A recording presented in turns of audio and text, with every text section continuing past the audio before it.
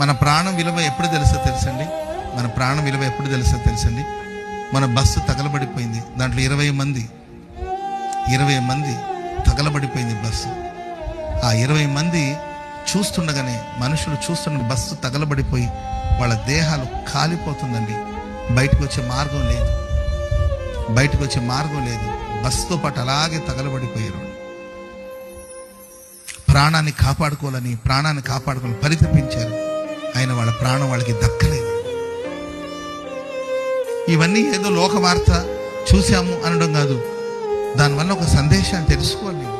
మనం బ్రతికున్నామంటే, మనం సజీవులుగా ఉన్నామంటే అది కేవలం దేవుని ఉచితమైన కృప.